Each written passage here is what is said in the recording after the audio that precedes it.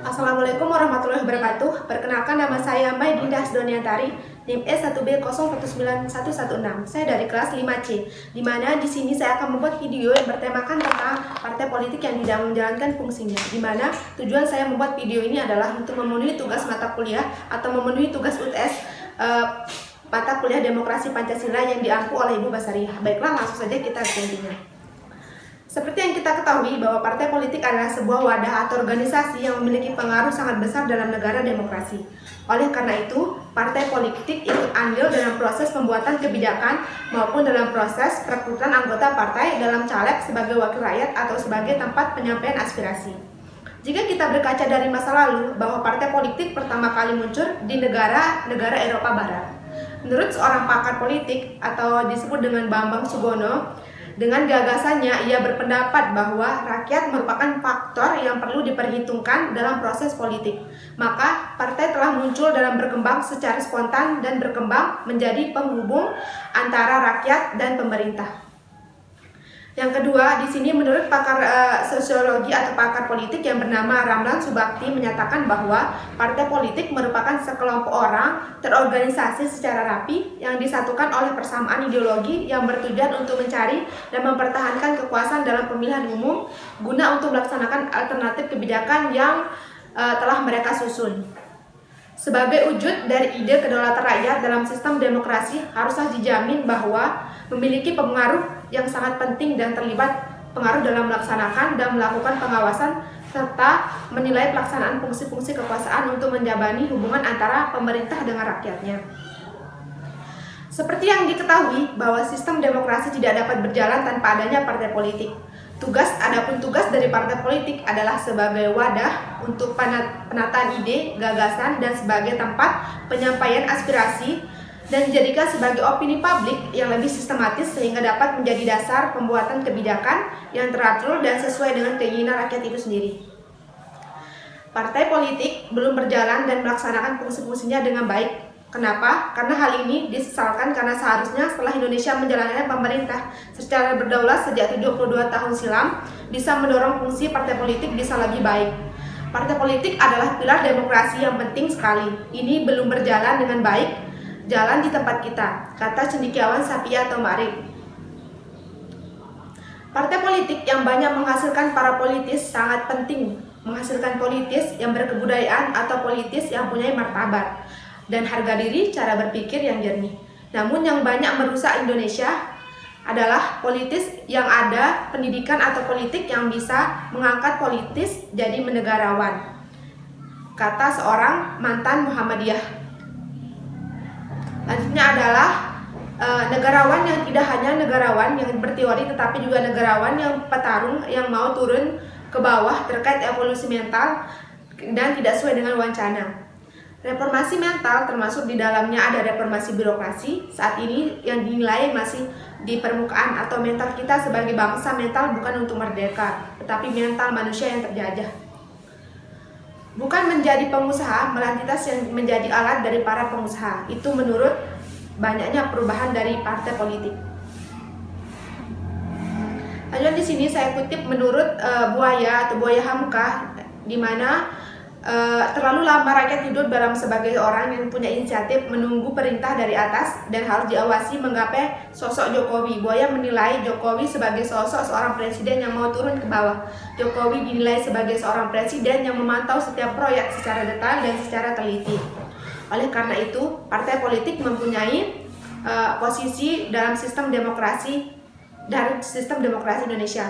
Partai politik memainkan perannya sebagai aktor penghubung yang strategis antara proses-proses pemerintah dengan warga negaranya.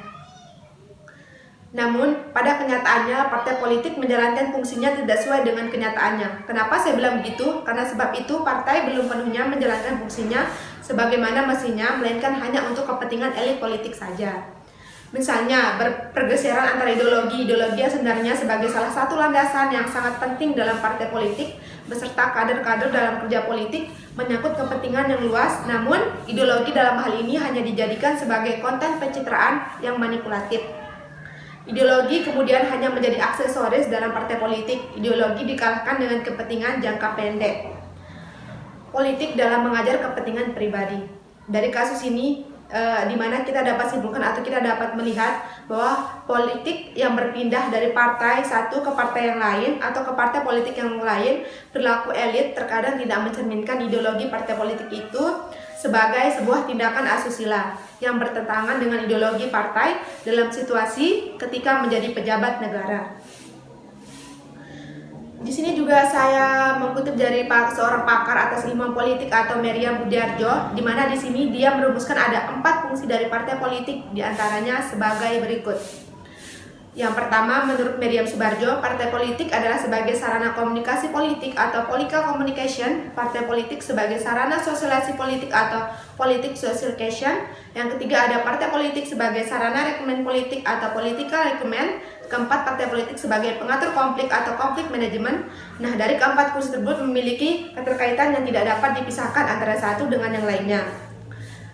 Sebagai sarana politik, partai berperan sangat penting dalam mengklarifikasikan kepentingan. Berbagai kepentingan itu diserap sebaik-baiknya menjadi partai politik yang menjadi ide, gagasan, visi, dan kebijakan atau aspirasi kebijakan yang diadvokasikan sebagai rakyat dan dipengaruhi oleh menteri dan kebijakan kenegaraan resmi. Selanjutnya, di sini membahas tentang kebijaksanaan strategis yang menjadi pilihan partai politik di masyarakat sebagai konstituen untuk mendukung dari masyarakat secara luas. Nah, dari atas penyampaian saya tadi di atas, saya mengambil kesimpulan bahwa partai politik merupakan partai yang penting yang berada di masyarakat, di mana partai politik sebagai penghubung masyarakat dengan pemerintah. Adapun sebuah usulan atau sebuah upaya atau sebuah saran yang saya gagaskan di sini dalam partai politik ini, di mana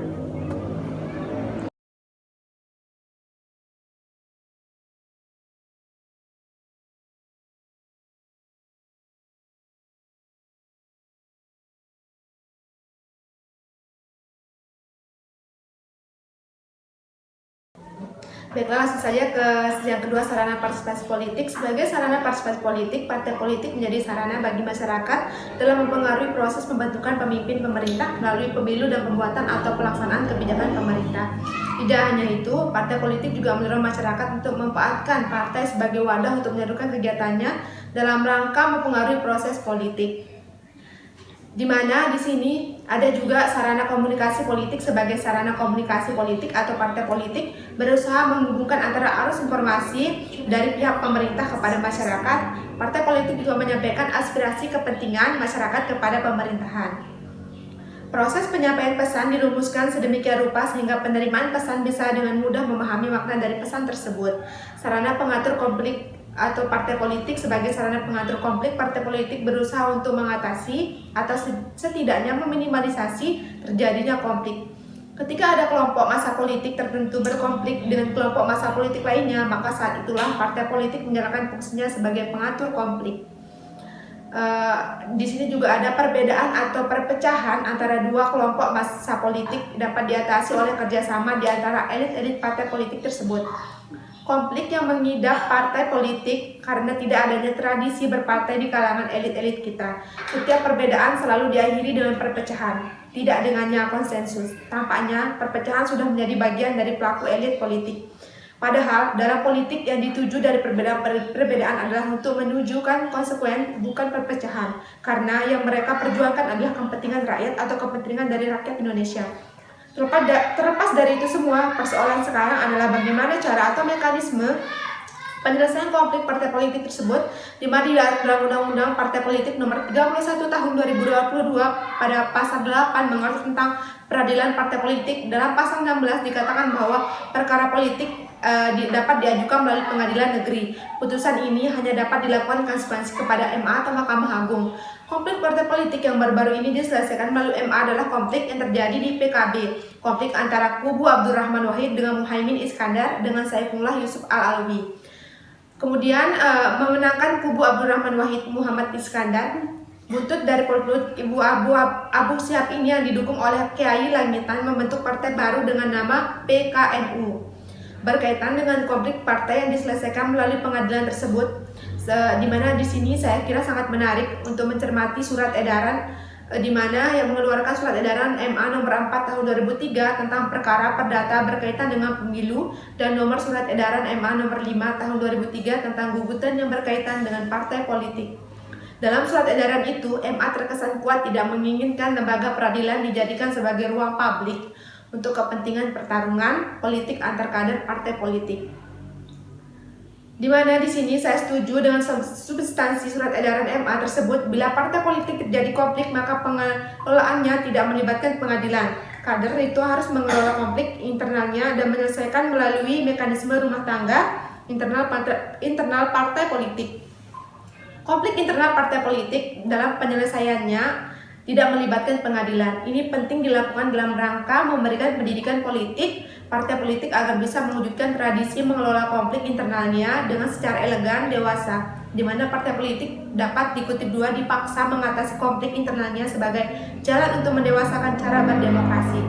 Saatnya kader-kader partai politik menghormati mekanisme internal partai politiknya, juga untuk mendidik para kader partai politik untuk menghormati aturan rumah tangganya sendiri. Mengapa konflik partai politik harus diselesaikan melalui mekanisme internal? Alasannya di sini sangat sederhana. Bukankah salah satu fungsi dari partai politik adalah yang sudah disebutkan dari 4 itu adalah penyelesaian konflik. Nah, bila konflik yang terjadi dalam tubuh sendiri tidak bisa diselesaikan secara internal, lalu bagaimana partai politik akan menyelesaikan komplikasi yang terjadi di dalam masyarakat sendiri? Selain itu, mekanisme penyelesaian konflik melalui mekanisme internal akan membendung atau membentuk investigasi dari luar. Bila menyelesaikan konflik melalui pengadilan, jika kemungkinan terjadi, kepentingan untuk mempengaruhi keputusannya akan terjadi. Selanjutnya di sini ada mekanisme penyelesaian konflik dilakukan melalui mekanisme internal di dalam rangka menanamkan dan menumbuhkan tradisi berpartai di kalangan elit-elit politik. Sudah saatnya setiap perbedaan diakhiri dengan perpecahan, tetapi dengan konsensus. Saya kira sudah waktunya bagi partai politik untuk membagikan atau untuk melembagakan penyelesaian konflik internalnya.